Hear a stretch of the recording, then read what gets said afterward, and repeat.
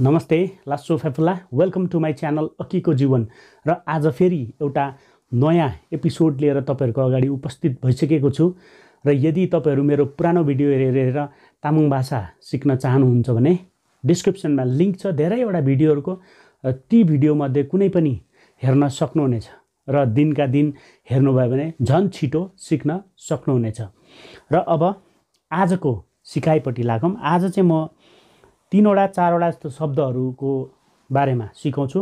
त्यो चाहिँ कुन कुन हो भन्दाखेरि चाहिँ एउटा स्या यहाँ चाहिँ मासु स्याको कुरा गरेको हैन, मासुलाई पनि स्या भन्छ तर यहाँ मासुको कुरा गरेको हैन।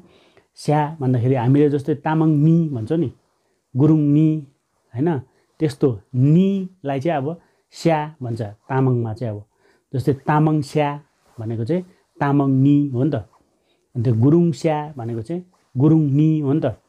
अनि त्यसरी नै तारस्या भनेको चाहिँ गोरिनी भनेको, गोरिनी क्या, एकदमै गोरो मान्छेलाई गोरिनी भन्दाखेरि चाहिँ तारस्या हैन। तार भनेको त अब सेतो हो नि त, अनि तारस्या भन्दाखेरि चाहिँ गोरिनी, गोरी केटीलाई चाहिँ अब छोरी मान्छेलाई चाहिँ गोरिनी भनेको। यसरी चाहिँ स्या तपाईहरुले युज गर्न सक्नुहुनेछ। र त्यसपछि सेकेन्डमा चाहिँ चाङ हैन। चाङ भन्नेबित्तिकै अब तपाईहरुको दिमागमा हैन भाउजू अथवा बुहारी योहरु आउँछ नि त चाङ भन्नेबित्तिकै। तर अब यो चाङ भन्दाखेरि पनि अब हामीले जो चाङ भन्यो भने भाउजू आइहाल्यो हैन, दाजुको श्रीमती जो चाङ। अनि चोनचाङ भन्यो भने बुहारी आइहाल्यो, चोनचाङ भन्यो भने बुहारी भाइको श्रीमती। अनि त्यसपछि आलेचाङ भन्यो भने पनि बुहारी आइहाल्यो, भाइकै श्रीमती हैन। चोनचाङ र आलेचाङ सेम हो। त्यसपछि झाचाङ भन्यो भने छोराको बुहारी हैन, छोराको बुहारीलाई झाचाङ। अनि त्यसपछि फेरि छायाचाङ भनेको चाहिँ नातिनी बुहारी, छाया भनेको नाति अनि नातिनी बुहारी छायाचाङ। त्यसरी नै अब कोनचाङ भनेको चाहिँ कोनको बुहारी हैन, अब भान्जाको बुहारी भनेको नि भान्जी बुहारी, यसरी कोनचाङ। अनि त्यसपछि उयाचाङ, उयाचाङ भनेको चाहिँ पनातिनी बुहारी, उयाचाङ भनेको चाहिँ पनातिनी बुहारी। त्यसरी बुहारी थरी थरीको हुन्छ र त्यसको अगाडि चाङको अगाडि चाहिँ हामीले लाउनु पर्यो कसको चाङ भनेर हैन। झाचाङ हो कि आलेचाङ हो कि जो चाङ हो कि छायाचाङ हो कि यसरी चाहिँ लगाउनु पर्यो। र चाङको रोल चाहिँ यहाँनिर धेरै आउँछ र यो सम्बन्धी अझै लामो लामो भिडियो हेर्न चाहनुहुन्छ भने चाहिँ डिस्क्रिप्सनमा लिंक छ, त्यहाँ गएर हेर्न सक्नुहुनेछ। र अब भनेको चाहिँ अर्को शब्दपट्टि कादे गादे हैन। कादे गादे, कतिले कादे भन्छ कतिले गादे भन्छ, यो चाहिँ युज गर्न सक्छ हामीले। यो चाहिँ कादे गादे चाहिँ सर्वनामसँग युज गर्छ हामीले प्राय जस्तो। सर्वनाम, अब सर्वनाम के हो फेरि, नामको सट्टामा भनेर तपाईले नेपालीमा सानो सानोमा पढ्नु भएको हो हैन।